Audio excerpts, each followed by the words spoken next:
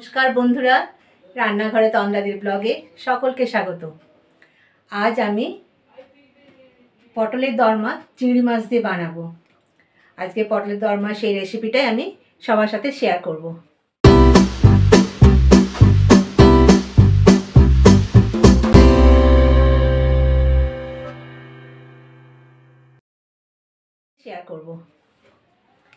আমি পটলের দরমা করার জন্য 4টে বড় বড় সাইজের পটল নিয়ে নিয়েছি। এগুলো একটু দেখতে হবে, একটু বড় পেট মোটা হলে শাঁসটা বেশি ঢোকা যায়। আর নিয়েছি আমি চিংড়ি মাছ, তার সাথে আছে একটু আলু, পেঁয়াজ কুচি, লঙ্কা কুচি কুচি করে নিয়েছি, কিছু কাজু আর কিশমিশ। এবারে আমি পটলটাকে এইভাবে ছাড়িয়ে নেব।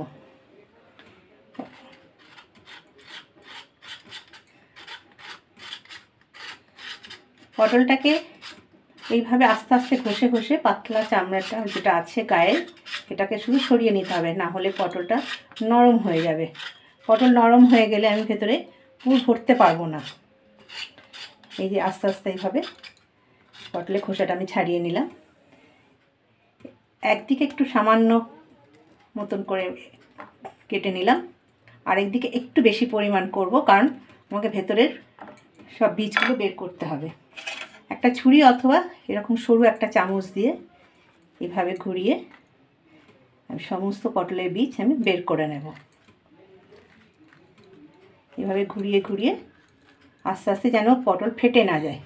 পটল ফেটে গেলে পুর ভরার সময় অসুবিধা হবে। এভাবে আমি সমস্ত পটলের বীজগুলো আস্তে আস্তে বের করে নেব। পটলের দরমার এই ভেতরটা ফাঁকা করতে হবে।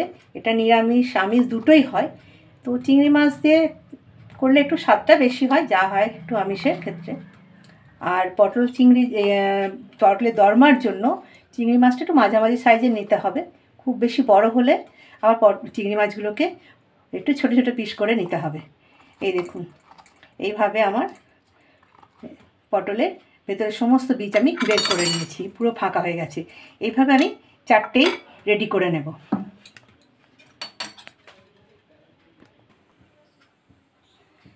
আমি 4টে পটল পুরো ছাড়িয়ে বীজ বের করে রেডি করে নিয়েছি।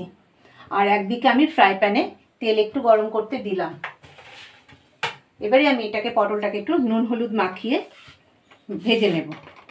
পটলটা একটু আগে ভেজে নিলে হাফ করে তাহলে সুবিধে হয়, নাহলে পুর ভরার পর ভাজলে পটল থেকে ভীষণ জল বেরিয়ে যায়। তাই নুন হলুদ মাখিয়ে আমি একটু আগে ভেজে নেব। আমি তেলটা ফ্রাই প্যানে গরম করতে দিয়ে দিয়েছি। এইভাবে নুন হলুদ মাখিয়ে একটা একটা করে ভেজে নেব।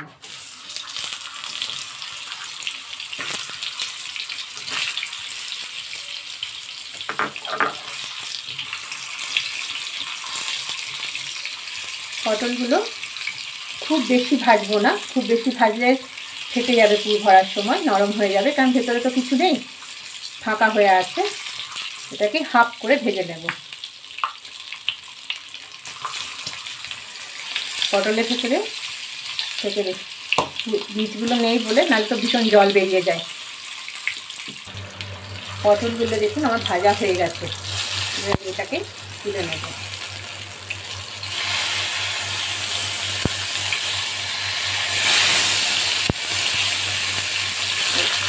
এইভাবে হাফ ভাজা তুলে নেব। ফ্রাই প্যানে যে তেলটা আছে ওটাতে আমি এবারে চিংড়ি মাছগুলো ভেজে নেব। চিংড়ি মাছগুলো আমি এটা নুন হলুদ মাখিয়ে নিচ্ছি, চিংড়ি মাছগুলো ভাজবো। ফ্রাই প্যানে যে তেলটা আছে এটাতেই আমি ভেজে নেব।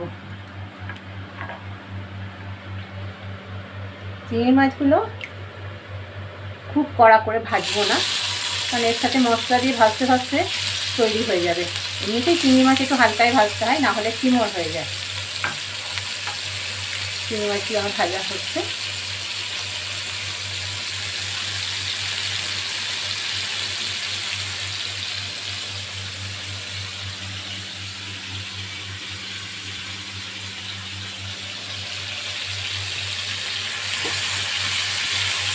চিংড়ি মাছগুলো এইভাবে আস্তে আস্তে, খুব লাল করে ভাজবো না, এগুলো হালকা ভাজবো।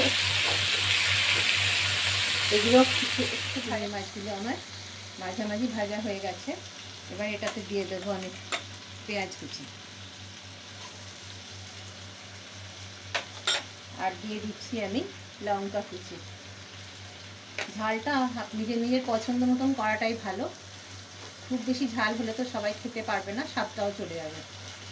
কিন্তু এগুলো একটু মুখরোচক না হলে তো ভালো লাগবে না। কাঁচা লঙ্কার একটা গন্ধ থাকে। এটাকে আমি একটু ভেজে নেব।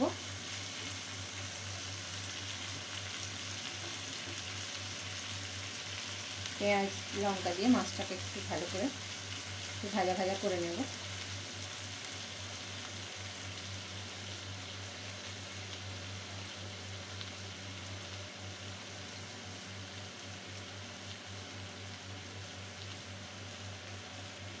এবারে আমি পেঁয়াজটা একটু ভাজা হয়ে গেছে, এর মধ্যে এবার আমি দিয়ে দেব সামান্য জিরে গুঁড়ো, আর দিয়ে দেবো আমি একটু ধনে গুঁড়ো, একটু ঝাল লঙ্কার গুঁড়ো, আর দিয়ে দেবো স্বাদের জন্য একটু সামান্য চিনি। আর আমি একটু দিয়ে দিচ্ছি 1 চামচ গরম মশলা। গরম মশলাটা দিলে আঁচটানি গন্ধটাও হবে না, স্বাদ তো হবে। আর একটু সামান্য একটু নুন দিয়ে দিচ্ছি। নুনটা পরে নিজেদের স্বাদ মতন দেখে দেওয়া যাবে। এবার এটাকে আমি ভালো করে মশলাটার সাথে মিশিয়ে নেব। এটাকে আমি স্লো আঁচে রেখে আলুটা, আমি একটা আলু নিয়েছি সেটাকে আমি একটু গ্রেট করে নেব। আলুটা দিয়েছি যাতে বাঁধনটা ঠিক হয়, সেই জন্য।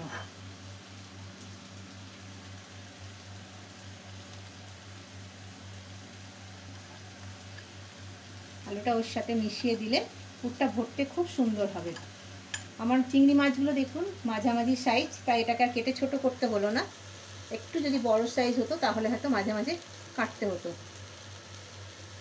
যখন যদি পটলের দরমা করেন চিংড়ি মাছটা একটু দেখে নেবেন। খুব ছোট হলে আর ভালো লাগবে না, আর বড় হলে মাঝে মাঝে কেটে ফেলতে হবে। পেঁয়াজ আমার একদম ভাজা হয়ে যাচ্ছে মাছের সাথে। স্লো আঁচ করে মাছটার সাথে মশলাগুলো ভাজলে গন্ধটা খুব ভালো হয়, না হলে মশলাটা খুঁড়ে যাবে। আমি এতে দিয়ে দেবো গ্রেট করে রাখা সামান্য একটু আলু। আলুটা দিলে পুরটা খুব বাঁধনটা ভালো হবে।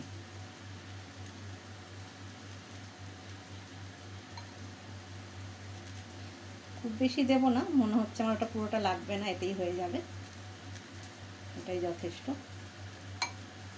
তার আগে আমি দিয়ে দিচ্ছি কুচিয়ে রাখা কাজু, আর আমি দিয়ে দিচ্ছি একটু কিশমিশ। এটা একটু কামড়ের পরে একটা মাছ, একটু কাজু, একটু কিশমিশ হলে মুখের মধ্যে স্বাদটা একটু বেশ ভালো ঘোরে। এটার সাথে একটু নেড়ে নেব।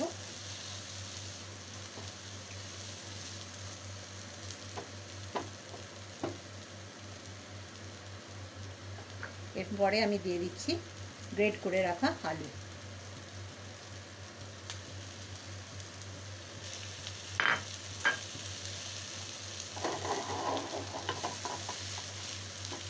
আলুটা মাছের সাথে ভালো করে ভেজে নেব, মিশিয়ে নেব। শুধু মাছে ভালো লাগবে না, এটা একটা পুর তৈরি করতে হচ্ছে আমাকে ভেতরে দেওয়ার জন্য, তাহলে আলুটা থাকলে আর একটু ভালো লাগবে, দিতে সুবিধে, আর পুরটাও খুব ভালো হবে।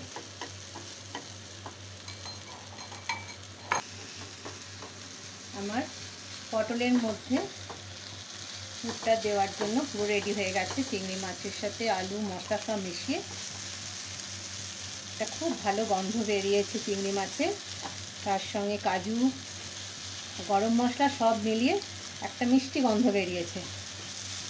এবারে আমি এটাকে ঠান্ডা করতে দিয়ে দেবো। ঠান্ডা করার জন্য আমি 5 মিনিট অপেক্ষা করবো, নাহলে তো ভরতে পারবো না।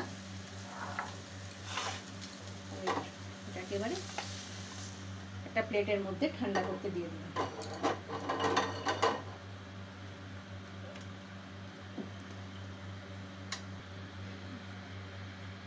পুরো আমার ঠান্ডা হয়ে গেছে। এদিকে পটল ভাজাও আমার ঠান্ডা হয়ে গেছে। এবারে একটা একটা করে এগুলো সব ভরে নেব। এটা আপনার চিংড়ি মাছ দিয়ে হয়, চাইলে আপনারা পাকা মাছের পেটির চাকা দিয়েও করতে পারেন। তারপরে আপনার পনির যদি মনে করেন পনির দিয়ে করতে পারেন। আর একটা হয় যে পটলে যে বীজগুলো আমি বের করলাম সেটার সাথে নারকেল কোড়া দিয়ে সামান্য একটু আলু স্টাফিং দিয়ে, ওটাও একটা হয়। সেটা তো আপনার কাজু কিশমিশ নুন ঝাল সেটা তো আপনার নিজের কাছে।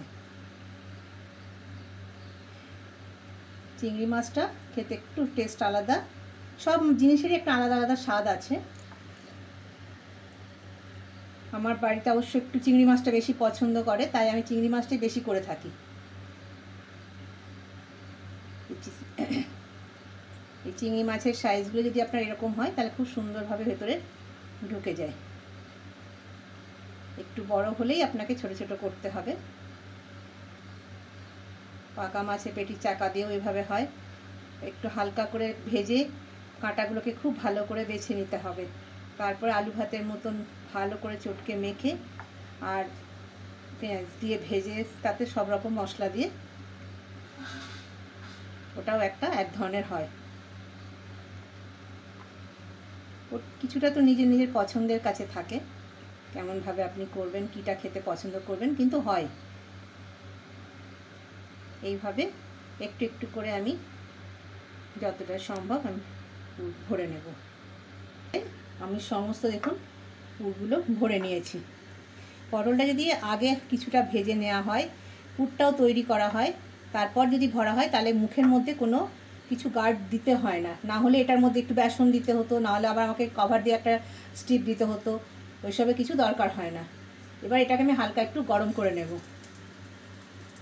ফ্রাই প্যানে আমার একটু তেল ছিল, সেটাতেই আমি একটু গরম করে নেব।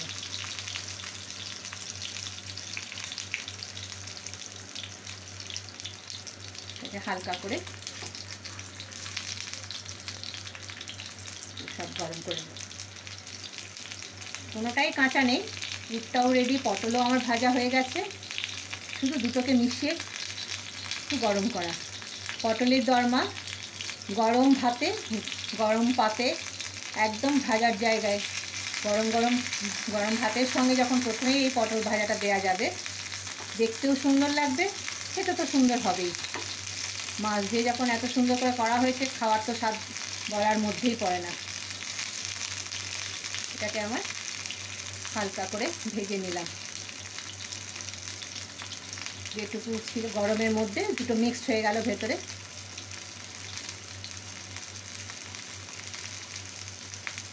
এবারে আস্তে আস্তে এগুলোকে আমি তুলে নেব।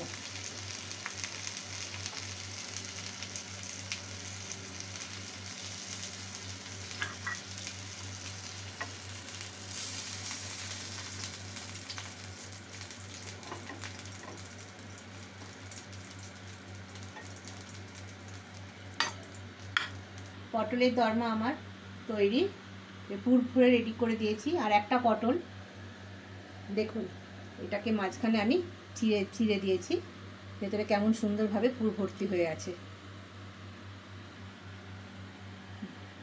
এখানের মধ্যে সবগুলোই করতে ভরা রেডি করা একদম আছে। দেখুন মুখগুলো একটু কিছু বাইরে বেরোয়নি। আর ভেতরটা চিড়ে আপনাদের দেখিয়ে দিলাম পুরটা কেমনভাবে ভরা হয়েছে। এটা তো খেতে খুব সুস্বাদু লাগে। গরম ভাতের সঙ্গে যদি প্রথম পাতে দেওয়া যায়, তার আগে কোনো জবাবই নেই।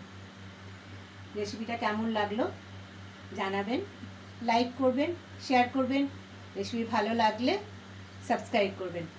Thank you.